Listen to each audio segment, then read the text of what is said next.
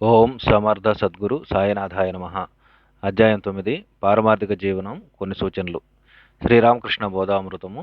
అధ్యాయం 9 పారమార్థిక జీవనం కొన్ని సూచనలు. జాతి ధర్మాలు, ఆచారాలు, విగ్రహారాధన, తీర్థయాత్రల ప్రయోజనం, సత్సాంగత్యము, నామస్మరణ, నామజపం. జాతి ధర్మాలు, ఆచారాలు. 308. లోపలి భావన, పై రూపం రెండూ మాన్యాలే, రెండింటినీ పాటించు. 309. వరి ధాన్యం మొలకెత్తి పెరగడానికి అందులోని అంకురమే ముఖ్యం అని, పైనున్న ఊక అప్రధానమని సాధారణంగా భావిస్తారు. అయినా ఊకలేని బియ్యపు గింజను నాటితే అది మొలకెత్తి మొక్కై పంటనివ్వలేదు కదా. పంట కావాలంటే ఊక ఉండి చెక్కుచెదరని విత్తనాలే నాటాలి. మత ధర్మాలు నిలవడానికి, అభివృద్ధి పొందడానికి క్రతువులు, కర్మకాండలు ఆవశ్యకాలై ఉన్నాయి. అవి తత్వాంకురాలను తమలో పదిలపరుచుకున్న విత్తనాలు. పరమార్థాన్ని, పరతత్వాన్ని స్వానుభవంతో తెలుసుకునే వరకు ప్రతి వ్యక్తి కర్మలను ఆచరిస్తూ ఉండవలసిందే. 310. మంచి ముత్యాన్ని గర్భంలో దాల్చే ముత్యపు చెప్పుకు అంతగా విలువలేదు. కానీ లోపలి ముత్యాన్ని వృద్ధి చేయడానికి చెప్ప చాలా అవసరం, ముఖ్యం. ముత్యం చేజిక్కిన వ్యక్తికి చెప్ప నిరుపయోగం కావచ్చు. అలాగే సాధన చేసి బ్రహ్మసాక్షాత్కారం పొందిన వ్యక్తికి క్రతువులు, కర్మకలాపాలు ఆవశ్యకాలు కాకపోవచ్చు. 311. ఆచార విధులను పాటించాలి, కానీ ఆత్మమార్గంలో అరూఢుడైన వ్యక్తి వాటిని అంతగా పాటించనక్కర్లేదు. అప్పుడు మనస్సు భగవంతుడి మీద లగ్నమవడంతో భగవచ్చింతన ప్రాప్తమవుతుంది. 312. పుండు మానిపోయాక పొక్కు దానంతట అదే రాలిపోతుంది. కానీ అంతదాకా ఆగక పొక్కును బలవంతంగా లాగివేశామా పుండు నుంచి రక్తం కారుతుంది. బ్రహ్మ సాక్షాత్కారం కలిగిన వ్యక్తి నుంచి జాతి వ్యత్యాసాలు వాటంతట అవే అదృశ్యమవుతాయి. కానీ పామర్లై ఉండి అలాంటి వ్యత్యాసాలను అతిక్రమించడం తప్పు. దానివల్ల అనేక అనర్థాలు వాటిల్లుతాయి. 313. చెట్టున పక్వమైన రాలిన పండు మధురంగా ఉంటుంది, కానీ కోసి పండవేసిన కాయ అంత తీయగా ఉండదు. అంతేగాక శీఘ్రంగా వడలిపోతుంది. ఆ రీతిలోనే ముక్తుడై సర్వభూతాల్లోనూ నెలకొన్న ఏకత్వాన్ని గాంచిన మహనీయుల నుంచి జాతి భేదాలు, కులాచారాలు తమంతట తామే రాలిపోతాయి. కానీ ఇలాంటి దివ్యానుభవం కలగనంత వరకు ఇతరుల్లోని ఎక్కువ తక్కువలను రక్షించకుండటం ఎవరికీ సాధ్యం కాదు. అలాంటి వారందరూ జాతిభేదాలను పాటించాలి. అజ్ఞాన స్థితిలోనే కులాచారాన్ని, జాతిభేదాలన్నిటినీ తోసిరాజని విచ్చలవిడిగా సంచరిస్తూ సిద్ధత్వాన్ని పొందినట్లు నటిస్తే అలాంటి వ్యక్తి కృత్రిమంగా పండబెట్టిన లేతకాయ మాదిర చెడుతాడు. 314. బ్రహ్మజ్ఞానాన్ని పొందిన వ్యక్తి ఇంకా జంధ్యాన్ని ఉంచుకోవడం యుక్తమా? బ్రహ్మజ్ఞానాన్ని పొందగానే సమస్త బంధాలు తమంతా తామే తెగిపోతాయి. అప్పుడు అతడు శూద్రుడని, ఇతడు బ్రాహ్మణుడని, అతడు అగ్రజాతివాడని, ఇతడు నిమ్నజాతివాడని తారతమ్యాలుండవు. అప్పుడు జంధ్యం తనంతట తానే రాలిపోతుంది.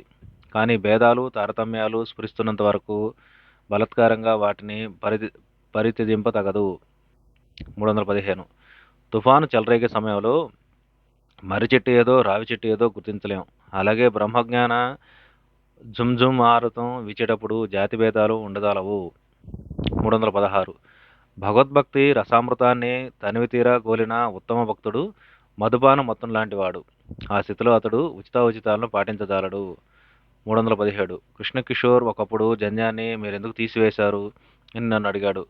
నాలో ఈ మార్పు కలగగానే అశ్విని జోంజు మారుతం వీచడం చేతను అన్నట్లు సర్వం ఎగిరిపోయింది. పూర్వపు సంస్కారాలన్నీ తుడిచిపెట్టుకుని పోయాయి. నాకప్పుడు బాహ్యస్మరణే లేకుంది. ఇంకా యజ్ఞోపవీతాన్ని కానీ, ఒంటి మీద బట్టను కానీ సంరక్షించుకునే మాట గురించి వేరే చెప్పాలా? తీవ్రమైన బ్రహ్మభావంలో మునిగి బాహ్యస్మృతి లేక రోజులో చాలా భాగం దిగంబరునై ఉన్నాన్న సంగతే నాకు అప్పుడు తెలియరాలేదు. జంధ్యాన్ని తీసివేసేవని కృష్ణకిషోర్ నన్ను ఆక్షేపించినప్పుడు నేనిలా అని ఊరుకున్నాను. భగవన్ ఉన్మాదం నిన్ను ఆవేశించినప్పుడు నీకు ఈ విషయం తెలుస్తుందిలే. 318. భగవన్నామం ఉచ్చరించే వారే పావనులు. కృష్ణకిషోర్ హరియాదాహ గ్రామానికి చెందిన కులీనుడు. ఆయన ఒకప్పుడు బృందావన తీర్థయాత్రకు వెళ్ళాడు. ప్రయాణంలో ఒకరోజు దాహం వేసి ఆయన ఒక నూతి పక్కన నిలబడ్డ ఒక వ్యక్తిని చూసి తనకు కొంచెం నీళ్లు తోడి పెట్టమని అడిగారు. అందుకు అతడు తాను నిమ్న జాతి వాడినని, బ్రాహ్మణుడికి నీరు తోడి పెట్టడానికి అనర్హుడని చెప్పాడు. అది విని కృష్ణకిషోర్ అలా అన్నాడు, భగవన్నామోచ్చరణ చేస్తే పావనుడు అవుతావు. అప్పుడు అతడు భగవన్నామాన్ని ఉచ్చరించి నీరు తోడిపెట్టాడు. అమిత సదాచార సంపన్నుడైన బ్రాహ్మణుడై ఉండి ఆ నీరు త్రాగాడు. ఆయన విశ్వాసం ఎంత గొప్పదో. 319 తాగిన వ్యక్తి తన చొక్కాను తీసి ఒకప్పుడు నెత్తి మీద పెట్టుకుంటాడు, మరొకప్పుడు కాళ్ళకు తగిలించుకుంటాడు. భగవన్నామ సుధను గొర్రడం చేత మత్తెలిన వ్యక్తి బాహ్యస్పృహ లేని వ్యక్తిలా వర్తిస్తాడు. 320 ఈ కాలపు జనం ప్రతి విషయంలోని సారాన్ని తెలుసుకోగోరతారు. మత ధర్మాల్లోనూ వారికి సారమే కావాలి గాని అప్రధానమైనవి కర్మకలాపాలు, సిద్ధాంతాలు, మత విశ్వాసాలు వారికి అక్కర్లేదు. 321 చేపలను తినేవారు నిరుపయోగాలైన తలను తోకను విడిచిపెట్టి మధ్యనున్న మెత్త భాగాన్ని మాత్రమే తినగోరుతారు. అలాగే ధర్మశాస్త్రాల్లో విధుల్లో కాలక్రమాన వచ్చిపడ్డ వాటన్నిటికీ స్వస్తి చెప్పి ధర్మశాస్త్రాలను ప్రస్తుత కాలానికి అనుకూలంగా మలుచుకోవాలి. విగ్రహారాధన 322 మేడ కట్టే సమయంలో పరంజా చాలా అవసరం, కానీ కట్టడపు పని ముగిశాక పరంజాతో ఎవరికీ పని లేదు. అలాగే విగ్రహారాధన ప్రారంభంలో ఆవశ్యకమే గాని సాక్షాత్కారమైనాక అనావశ్యకం. 323 చక్కని చిన్న అక్షరాలను రాయనేరవడానికి ముందు వంకర టింకరగా పెద్ద పెద్ద అక్షరాలను రాస్తూ దస్తూరి అలవర్చుకునే వ్యక్తి మాదిరి మొదట్లో విగ్రహం మీద మనసు నిలిపి చిత్త ఏకాగ్రతను సముపార్జించుకోవాలి. చిత్త ఏకాగ్రత సముపార్జించుకున్నాక నిరాకార బ్రహ్మం మీద సులువుగా మనసును లగ్నం చేయగలం.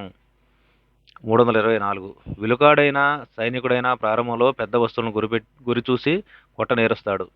దానిలో నైపుణ్యం గడించిన కొద్దీ చిన్న చిన్న వస్తువులను సులువుగా కొట్టగలడు.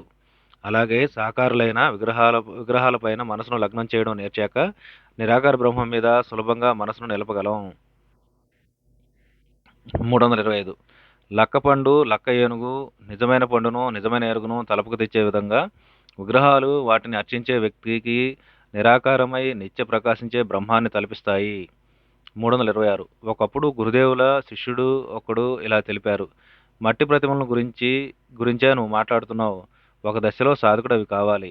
ఆత్మవికాసంలో ఆయా దశల్లో వారికి అనుకూలించడానికై ఈ అర్చారూపాలన్నీ ఏర్పరచబడి ఉన్నాయి. 326 ఒకప్పుడు గురుదేవులు శిష్యుడు ఒకడికి ఇలా తెలిపారు: మట్టి ప్రతిమలను గురించా నువ్వు మాట్లాడుతున్నావు. ఒక దశలో సాధకుడుకు అవి కావాలి. ఆత్మవికాసంలో ఆయా దశల్లోని వారికి అనుకూలించడానికై ఈ అర్చారూపాలన్నీ ఏర్పరచబడుతున్నాయి. 327 తల్లి తన బిడ్డలో ఎవరికి తగిన ఆహారం వారికి వండి పెడుతుంది. ఆమెకు 4-5 పిల్లలున్నారనుకోండి. ఒక పెద్ద చేప లభిస్తే దాన్ని వేర్వేరు రీతుల్లో పచనం చేసి ఎవరికి ఏది సరిపోతుందో వారికి అది పెడుతుంది. ఒకడికి పులావ్ చేసి పెడుతుంది. జీర్ణశక్తి మందగించిన వారికి దానితో చారు చేసి పెడుతుంది. ఇలాగే తక్కిన వారందరికీ వారి వారి జీర్ణశక్తికి అనుగుణంగా వండి పెడుతుంది. సాధకులకు నియుక్తమైన ప్రతీకల సాధనల విషయం కూడా ఇలాంటిదే. 328 ఒక శిష్యుడు బ్రహ్మం సాకారమని నమ్మవచ్చు, కానీ అది మనం పూజించే మృణ్మయ విగ్రహం మాత్రం కాదాలదు కదా. శ్రీరామకృష్ణులు మృణ్మయం అంటావేం, దేవతా విగ్రహం చిన్మయం కాదా? 329 ఆ రోజుల్లో విగ్రహారాధన తీవ్రంగా ఖండిస్తుండే కేశవ చంద్రసేన్తో గురుదేవుడు ఒకప్పుడు ఇలా అన్నారు: ఈ విగ్రహాలు నీ మనసులో ఎందుచేత రాయి, గడ్డి, కర్ర అనే భావాలను కలిగించాయి? నిత్యానంద ప్రజ్ఞానమయ్యి అయిన ఆ జగన్మాతే ఈ రూపాలన్నిటిలోనూ వెలుగొందుతుందని నువ్వెందుకు గ్రహించకూడదు? 330 తాను అర్చించే దేవతా విగ్రహాలు నిజానికి దివ్య రూపాలనే దృఢ విశ్వాసం ఉన్నవాడు తన్మూలంగా భగవత్ సాక్షాత్కారం పొందుతాడు. కానీ వాటిని మట్టి, రాయి, గడ్డి అని మాత్రం తలపోశాడా? అలాంటి విగ్రహాల వల్ల అతడికి ఏమీ మేలు కలగబోదు. 331 విగ్రహారాధనలో ఏమైనా దోషం ఉంటే సమస్త ఆరాధనలు తన కోసం ఉద్దేశించబడ్డాయని భగవంతుడికి తెలియదా? ఏ ఆరాధన అయినా తనకు మాత్రమే ఉద్దేశించబడిందని తెలుసుకుని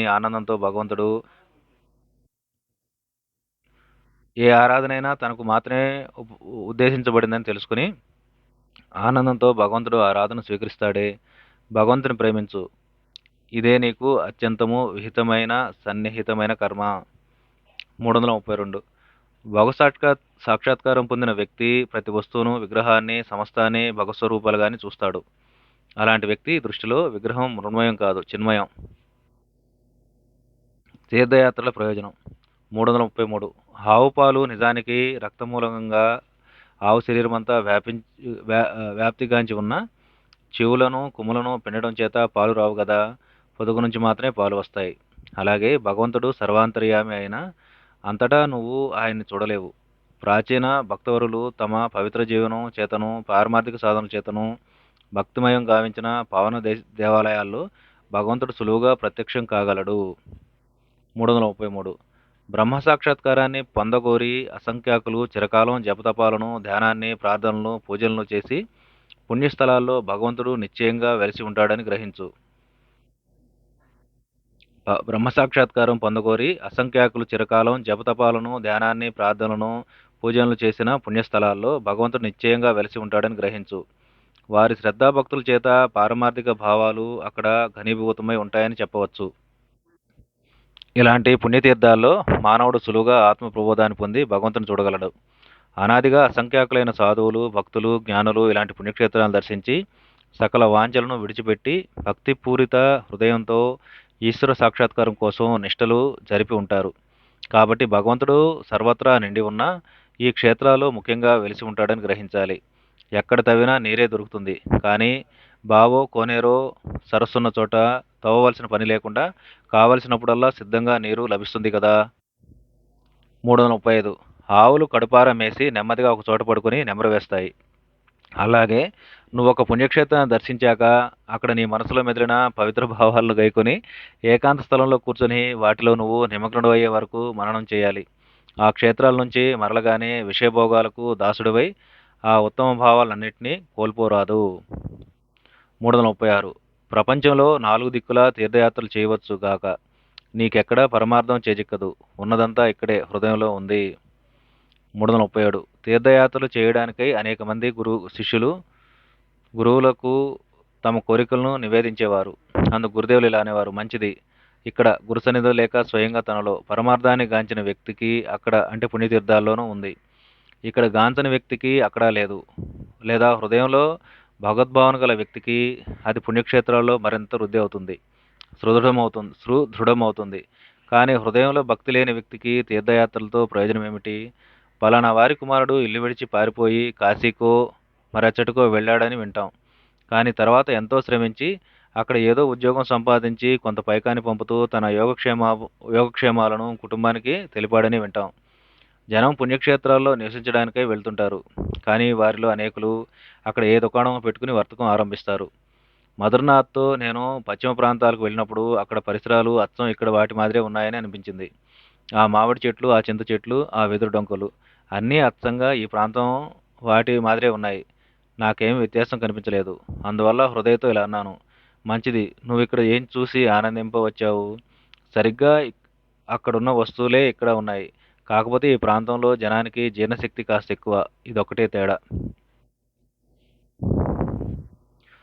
సత్సాంగత్య లాభాలు 338 నీటికి పాలకి చేరిక కలిగిస్తే రెండు కలిసిపోతాయి. పాలను ఇక వేరుపరచలేం. అలాగే శ్రేయస్సానికై పాటుపడే సాధకుడు అడ్డమైన వారితో స్నేహం చేస్తుంటే తన లక్ష్యాన్ని కోల్పోవడమే కాకుండా పూర్వపు శ్రద్ధాభక్తులను ఉత్సాహాన్ని కూడా పోగొట్టుకుంటాడు. తనకు తెలియకుండానే అవి నెమ్మదిగా సమసిపోతాయి. 339 సత్సాంగత్యం ఆత్మవికాసానికి ముఖ్యాంశం. 340 ఎండుకట్టెలను, చిదుగులను పోగు చేసి కష్టపడి ఎవడైనా మంట రాజేస్తే దాని సెగతో అనేకులు చలికాచుకుంటారు. అలాగే తీవ్ర జపతపాలను గావించి ఈశ్వర సాక్షాత్కారం పొందిన మహనీయుల సాంగత్యం చేయడం చేత, వారి ఉపదేశాలను అనుసరించడం చేత అనేకులు తమ మనస్సును భగవంతుడి మీద లగ్నం చేసుకోగలరు. 341 వకీలు కనిపించగానే వ్యాజ్యాలు, న్యాయస్థానాలు తలుపుకొస్తాయి. అలాగే సద్భక్తులు కనిపించినప్పుడు భగవంతుడు, ఆముష్కము తలుపుకు వస్తాయి. 342 జీవితాన్ని ఎలా గడపాలి? కుంపట్లోని నిప్పు ఆరిపోకుండా అప్పుడప్పుడు కదల్చి ప్రజ్వలింపజేసినట్లు సాధు సాంగత్యంతో మనసును అప్పుడప్పుడు ఉజ్జీవింపజేసుకోవాలి. 343 కమ్మరి తన కొలిమిలోని నిప్పును తిత్తులతో ఊది ప్రజ్వలింపజేస్తుంటాడు. ఆ రీతుల్లోనే సాధు సంఘం వల్ల మనసును నిర్మలంగాను ప్రకాశవంతంగాను ఉంచాలి. 344 సాధు సంఘం బియ్యపు కడుగు లాంటిది. కళ్ళు తాగడం చేత కలిగించే మత్తును పోగొట్టే శక్తి బియ్యపు కడుగుకు ఉంది. అలాగే విషయలోలురైన పామరులకు ఆ లోలత అనే మత్తును తొలగించే శక్తి సాధు సాంగత్యానికి ఉంది. 345 జమీందారు ప్రతినిధి శిస్తు వసూలు చేయడానికి పల్లెలకు పోయినప్పుడు రైతులను నానా విధాలుగా పీడిస్తారు. అతగాడే తిరిగి వచ్చి యజమాని సమక్షంలో ఉన్నప్పుడు తన ధోరణి మార్చుకుని ఎంతో యోగ్యుడై రైతులను దయతో చూస్తూ వారి కష్టనష్టాలను బాగా విచారించి అందరికీ నిష్పక్షకంగా న్యాయాన్ని జరిపింప ప్రయత్నిస్తాడు. రైతులను పీడించే ఈ గుమాస్తా యజమాని భయం కారణంగాను అతడి సమక్షంలో ఉండడం వల్ల యోగ్యుడై వర్తిస్తున్నాడు. అలాగే సాధుజనుల సహవాసం దుర్మార్గులను సైతం భయభక్తులను కలిగించి వారిని సన్మార్గులను చేస్తుంది. 346 తడిసిన కట్టెలైనా నిప్పు సెగను పెడితే త్వరలోనే ఎండి బాగా మండుతాయి. అలాగే సాధు సాంగత్యం లౌకికుల హృదయాల్లోని లోభమోహాల్ని తేమను హరిస్తుంది. అప్పుడు వివేకాగ్ని వారిలో అప్పుడు వివేకాగ్ని వారిలో రగులుకొని ప్రకాశిస్తుంది. 347 జగజ్జనని అయిన ఉమా హిమవంతుడి కుమార్తెగా అవతరించినప్పుడు ఆ సర్వశక్తిమయి తన దివ్య రూపాలను అనేకం చూపి అతన్ని ధన్యుణ్ణి గావించిందని పురాణాల్లో వింటాం. కానీ గిరిరాజు వేదవాచ్యమైన బ్రహ్మాన్ని చూపమని కోరగా ఆమె ఇలా అంది: తండ్రి, బ్రహ్మాన్ని దర్శించాలంటే సర్వసంగ పరిత్యాగం చేసిన సాధు సాంగత్యం చేయాలి సుమా. 348 ఏనుగు శరీరాన్ని శుభ్రంగా తోమి కడిగాక దాన్ని యథేచ్ఛగా విడిచిపెడితే వెంటనే అది శరీరాన్ని మలినం చేసుకుంటుంది.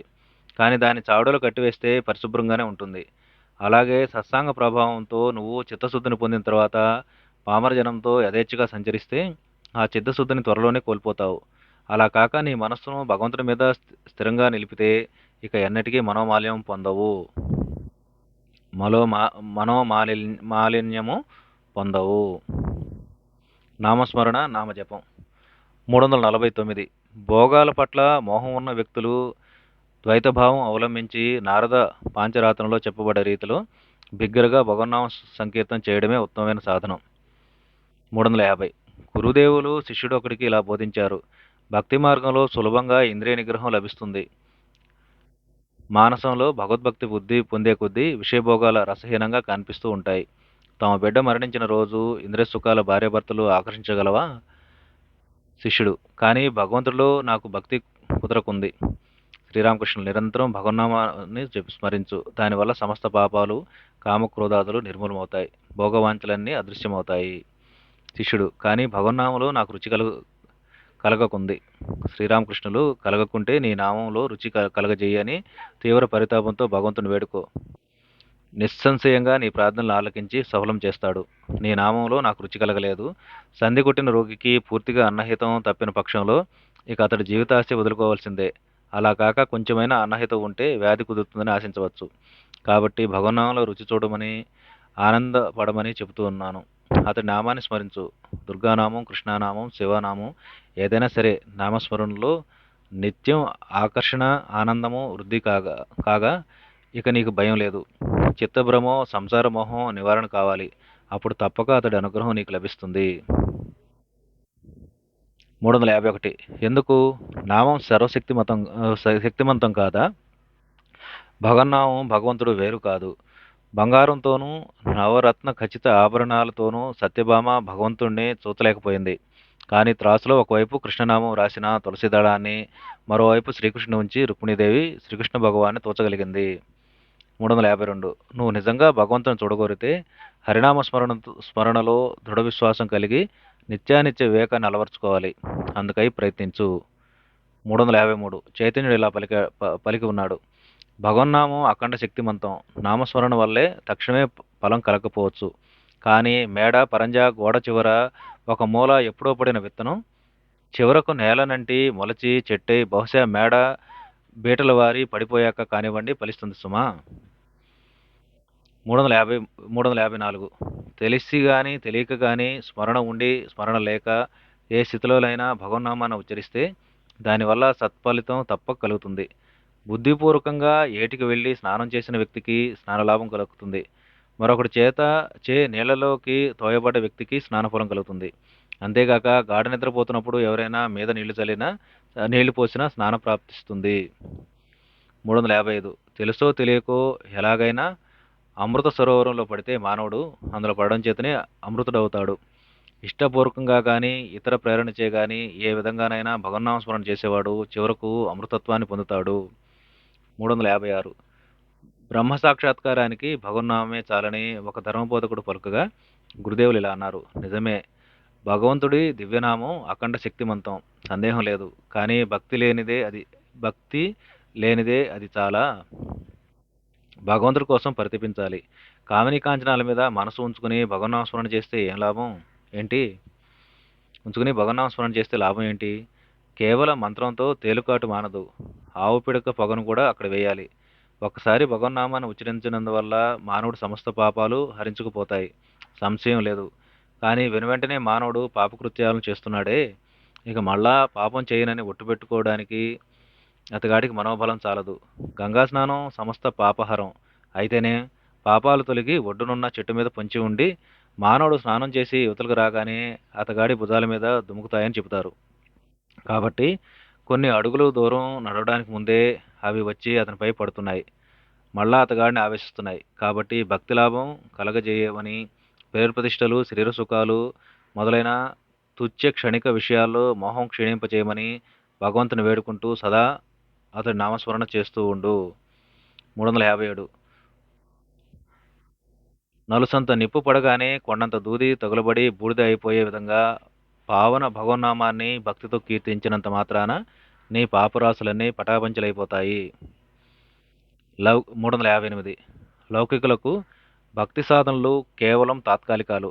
వాటి వల్ల స్థిరమైన సంస్కారం కలగదు. కానీ భగవద్భక్తి పరాయణులు ప్రతి శ్వాసలోనూ భగవంతు నామాన్ని ఉచ్చరిస్తారు. కొందరు తమలో తాము ఓం రామ ఓం అని నిరంతరం స్మరిస్తుంటారు. జ్ఞానయోగులు సోహం అంటూ స్మరిస్తుంటారు. కొందరి నాలుక సదా కదులుతూనే ఉంటుంది. ఏ స్తోత్రాన్నో మంత్రాన్నో ఉచ్చరిస్తూనే ఉంటుంది. 359 ప్రశాంతమైన ఒక స్థలంలో కూర్చొని మౌనంగా భగవన్నామాన్ని స్మరిస్తుండడమే జపమనబడుతుంది. ఏకాగ్ర చిత్తంతో భక్తితో ఎడతెగని నామస్మరణ చేస్తుంటే చివరకు తప్పక దివ్య దర్శనాలు కలుగుతాయి. ఈశ్వర సాక్షాత్కారం లభిస్తుంది. పెద్ద దూలం ఒకటి గంగాజలంలో మునిగి ఉన్నదనుకుందాం. దాని చివర ఒక గొలుసు కట్టి ఆ గొలుసు రెండవ కొనను ఒడ్డు తగిలించారనుకుందాం. ఆ గొలుసు పట్టుకుని కొక్కేలను ఆనుకుంటూ పోతే నువ్వు దూలాన్ని చేరగలుగుతావు కదా. అదేవిధంగా నువ్వు భగవంతుడి నామస్మరణలో నిమగ్నుడైతే చివరకు అతడి సాక్షాత్కారాన్ని పొందగలుగుతావు. 360 గురుదేవులు తరచూ ఇలా అనేవారు. చేతులను తరుస్తూ ఉదయము సాయంకాలము హరినామ సంకీర్తన చేయండి. మీ పాపాలు బాధలు అన్నీ మిమ్మల్ని విడిచి పలాయనమవుతాయి.